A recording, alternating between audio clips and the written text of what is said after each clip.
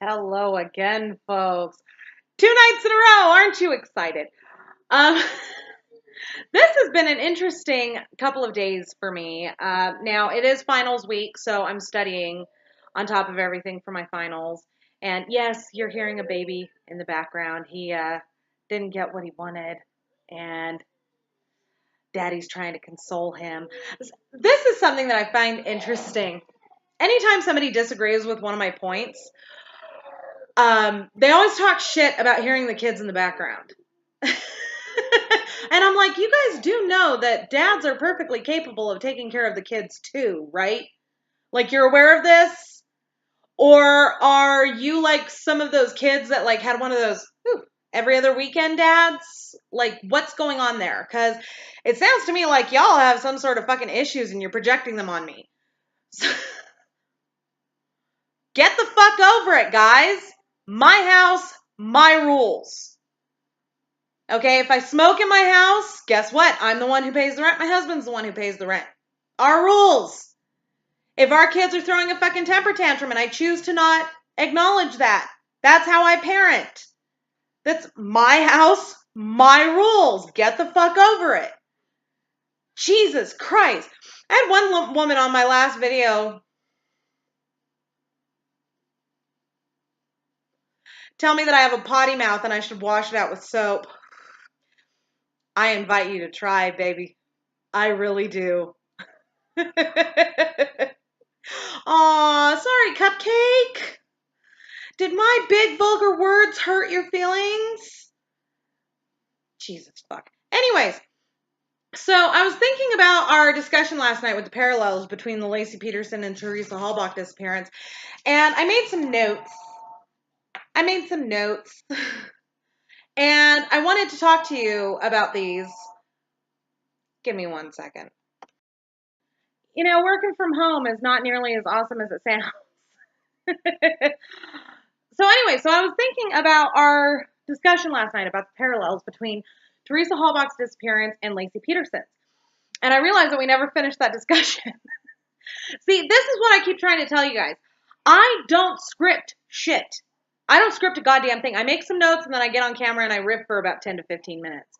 So if I get lost, I apologize. So anyways, parallels between Teresa Halbach and Lacey Peterson. Last night we talked about the fact that no missing persons protocol was ever actually enacted at any point in time during the investigation. It went straight to a murder investigation. There was very little effort on the part of the police to actually find Teresa Halbach, and there was very little effort on the part of the police to find Lacey Peterson. And that's not how this is supposed to go, kids. When you hear of a missing person, especially a missing pregnant woman, you're supposed to call out the fucking guard, man. There are protocols in place. The fact that Lacey Peterson was 8 months pregnant means that she would have been classified as missing endangered because she's 8 months motherfucking pregnant, for God's sakes. Okay? Now, the next one that gets me, number 2, is that there was no real inquiry into their backgrounds, either when they were missing or when the investigation officially moved up to a murder investigation. There was no inquiry into their backgrounds.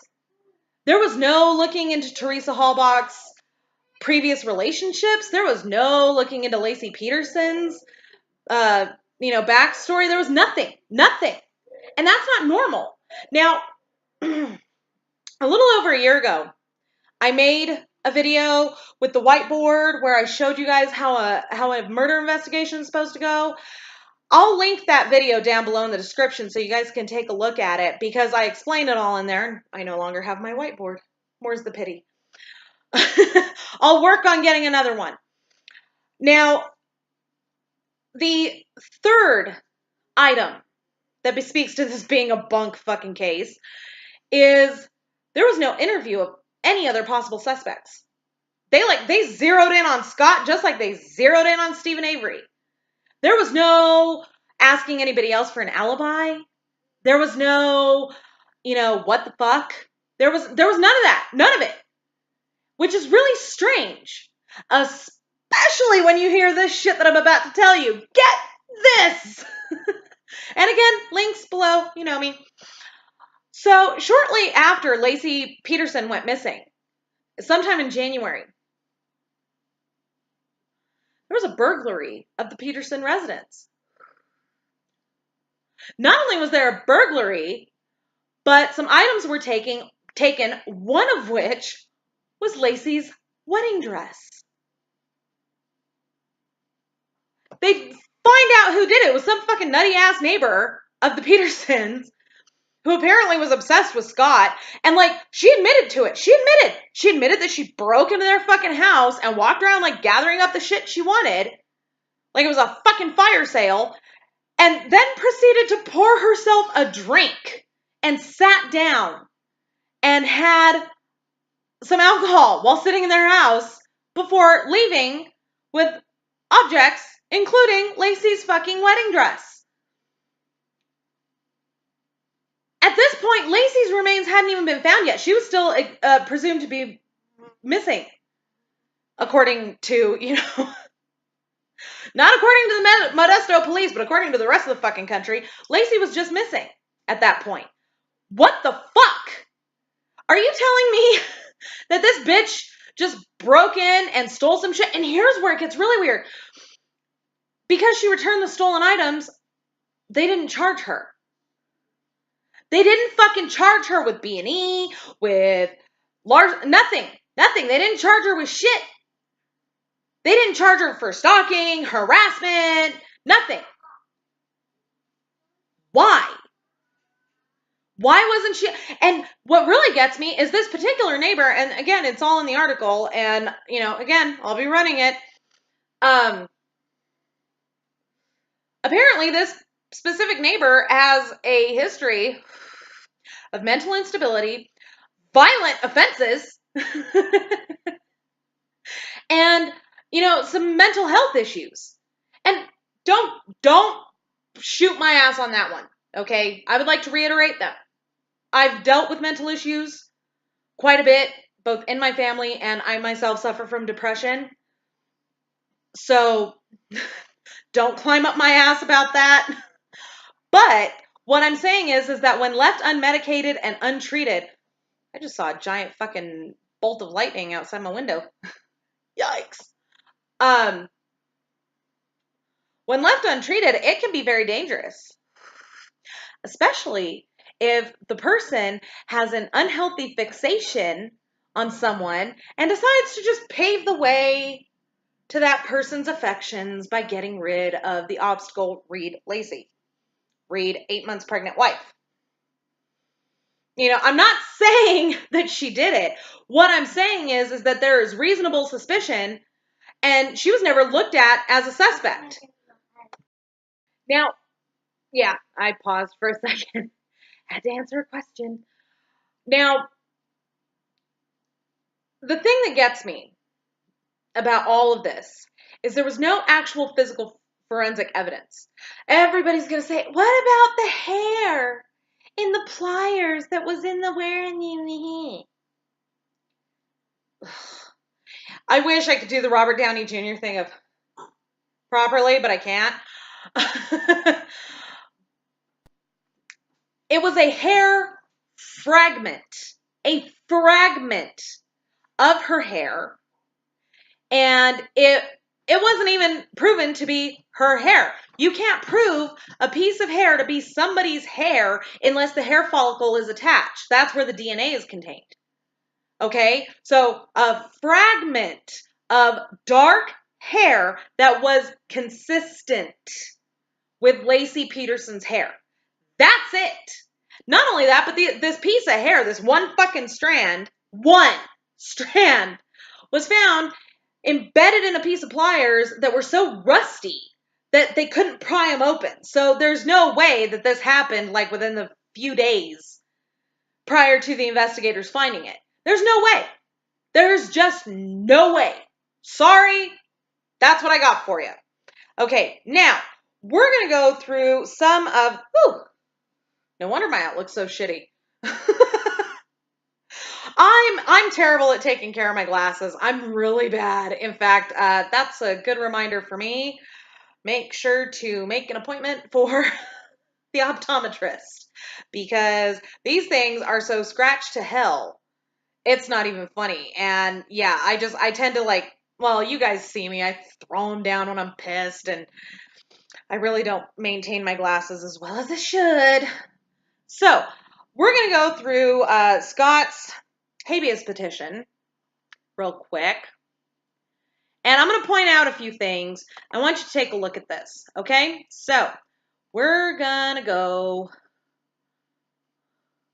up to page 3 of the habeas petition. And see, I always screw myself on these things because I always write down the page number on the petition itself and never the page number that it is in the PDF. Okay, we're going to discuss here Miss Nice, strawberry shortcake. We're going to discuss that chick. Okay, now, Juror Nice was asked, as all jurors are asked at the beginning of any trial, jury trial, you know, do you have any pending lawsuits? Have you ever been involved in a lawsuit? You know, and then they'll ask more specific questions with regards to the actual charge that is currently being heard by the court. You know, have you ever been a victim of domestic violence? Have you ever been a victim of, you know, physical assault? Things like that. Here's where this is pissing me off. Okay, minimize that.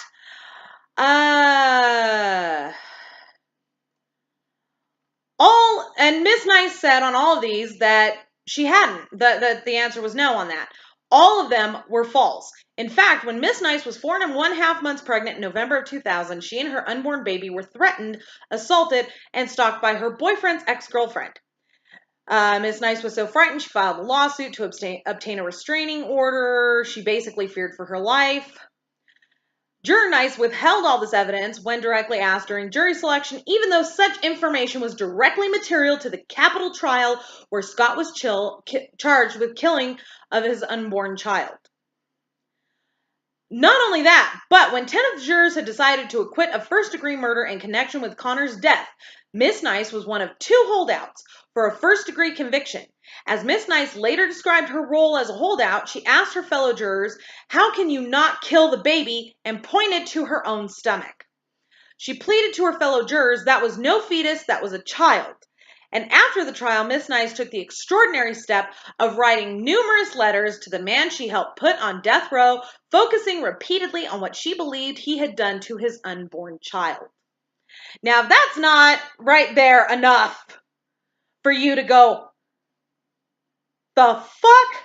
I don't know what is, to be quite honest. Now, you've got to remember that Strawberry Shortcake was an alternate. So she sat on this 5.5-month jury trial. She was not getting paid by her job to sit on this jury trial. In fact, she even borrowed money from other jurors in order to make ends meet during the trial. She was so invested. And she wasn't even on the fucking sitting jury. She was an alternate.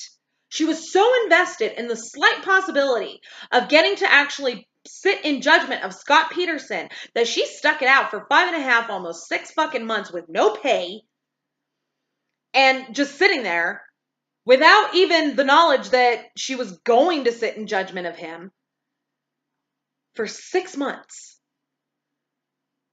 And then proceeds to write to him in prison, taunting him. That's some stalkerish shit right there. And I'm sorry, but, you know, they show her on the A&E special a lot. This woman ain't got 2 brain cells to rub together. I'm sorry, but she doesn't. You know, I'm sure she's a very nice woman outside of, you know, being a stalker. But she doesn't have 2 fucking brain cells to rub together. That's all I'm saying. That's all I'm saying. Okay? Now, page 7. Let's take a look. Oh, we have a visitor with a cookie in his mouth. Page 7. 5. 6. Yes, I'm scrolling.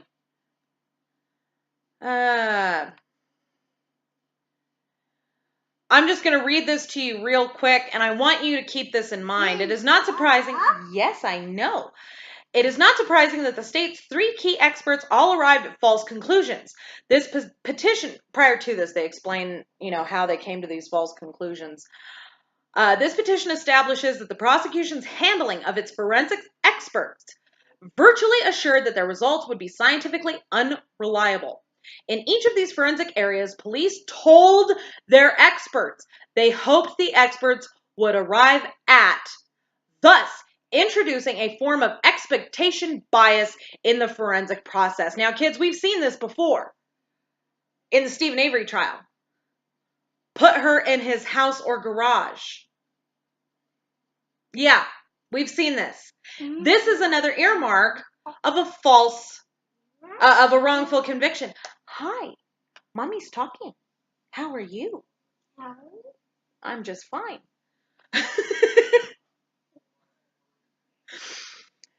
Now, the other thing that gets me is the dog on the leash. Okay? Why in the fuck would Scott put the dog, according to the prosecution, he killed Lacey the night before, right? So why the hell would he put the dog on the leash and then put the dog out in the street? That doesn't make any sense. Not only that, but according to police reports and according to the Habeaus Petition, Scott, when he got home and discovered that Lacey wasn't home, he took a shower, put his clothes in the washing machine. Beep. Put his clothes in the washing machine. And then once he got out of the shower and figured out that Lacey still wasn't home, he went about trying to find her. He called her mother to see if she was already there because they were supposed to have dinner that night. And he is off with Daddy. See, guys? It's perfectly fine to let your husband, the father of the children, handle them for a few fucking minutes. It doesn't make me a bad mother. Your rigid fucking gender rule, on the other hand, make you a bad parent, but I'm just saying. That's all. None of mine, never mind. I don't say a word. I'll give $1 to anybody who can actually tell me what movie that's from. So after he calls Sharon and he determines that she's nowhere to be found because they were supposed to have dinner with Lacey's parents that night. They determine that she's nowhere to be found. He starts calling her friends. And then he starts going around the neighborhood, knocking on doors to see if anybody has seen her. Let me tell you something, kids. If he had killed her, he wouldn't have done that. He may have called the friends. He may have called the parents. He may have called the police. But he wouldn't have gone door to door in his own neighborhood looking for her. And the reason? Are you going to fucking announce to everybody that you just killed your wife? That's essentially what it would have been doing. Yeah, I haven't seen my wife since I left for fishing this morning. Have you seen her? Did you see her walking around? Blah, blah, blah. No, you're not going to do that. You're going to try and put as much distance as possible between yourself and anybody who can disprove the story that you're giving the cops. Okay? That's the other thing that gets me, is this whole bullshit of Scott having dumped Lacey and Connor in the very fucking bay next to Brooks Island where he was fishing. Again, you don't do that if you actually fucking killed her. Why? Because you're trying to put as much distance as possible between you and the evidence of your crime. That's how this works. Hey. Oh, he jacked some more of Daddy's cookies. Hold on. He wanted to show me all proud. I got two. Now, the thing is that, have you ever heard of that? Have you ever heard of anybody killing and dumping the remains and then like, oh yeah, I was fishing right in that area, where the remains are going to be found? No, you're not. You're not going to fucking say that. And not only that, and you'll see this in the Habeaus Petition, A defense expert actually was able to prove that there were 2 points that the bodies could have been dumped, and still wound up at that position. And they're very far apart. Very, very far apart. So keep an eye out for that in this particular petition. That was a hard one to say. Now, page 28 of the Habeaus Petition.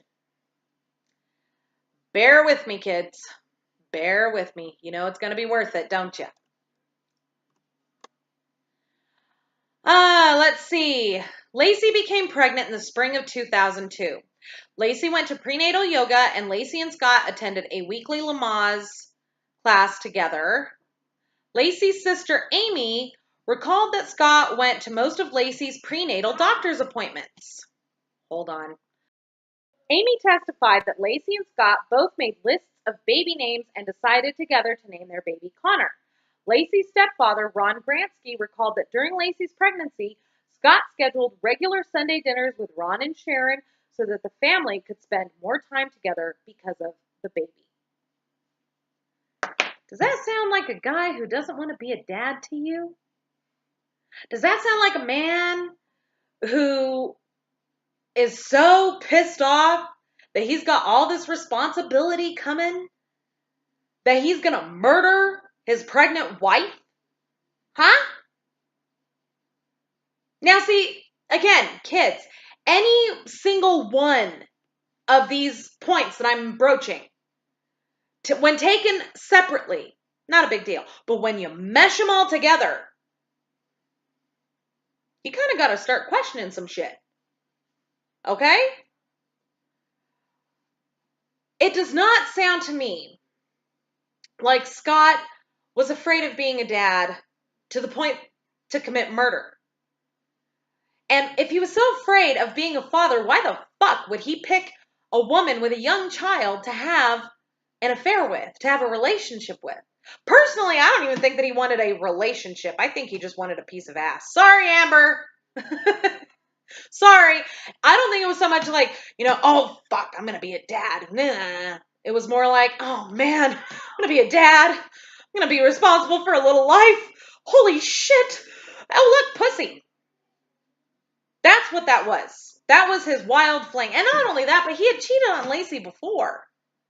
Why would he suddenly cheat on Lacey and then murder her if he's cheated on her before and she's always been perfectly safe? And I'm sorry, but all that Amber Frey shit, her hiring an attorney. You dated the man. You didn't even date him. You saw him a total of 4 times in a month. You weren't dating. Okay? And not only that, but if you really listen to those phone calls, they're kind of creepy from her end. Did you kiss my picture? Do you miss me? Blah, blah. She sounds like a fucking 8th grader having her first boyfriend. What kind of and I'm just saying. But see, we would have known more about Amber had they actually looked into her fucking background, like they're supposed to do in a murder investigation. They didn't do shit. Ugh. And now she wrote a book. She profited off of Lacey's death. $400,000 this bitch is worth now. She wrote a fucking book about being Scott's side piece for 4 fucking times. Personally, I think that she figured out that she was the side piece and she got pissed off and she wanted revenge. That's just my theory. Do with it what you will. Now, page 32 of the Habeaus Petition.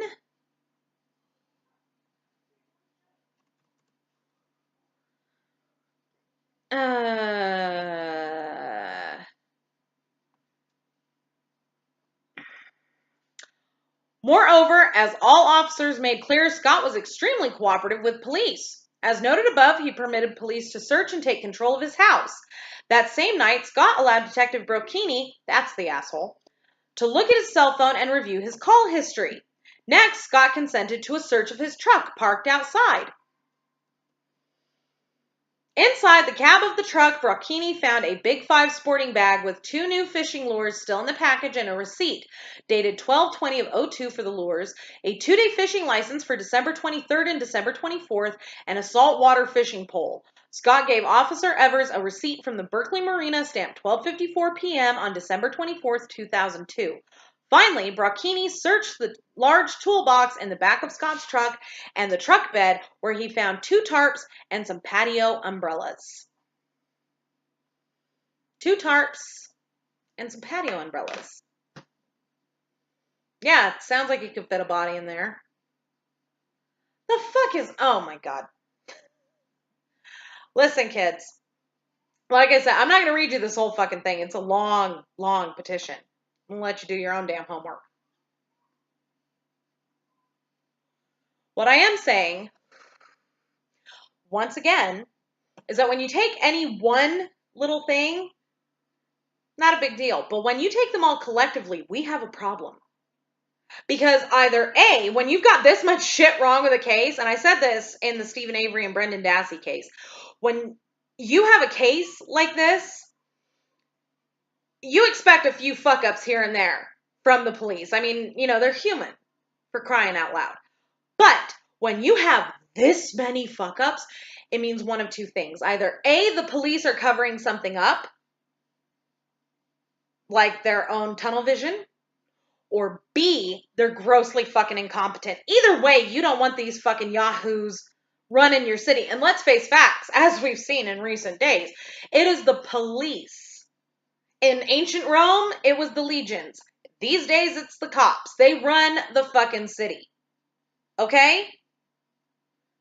It should be very disturbing that they have that kind of power.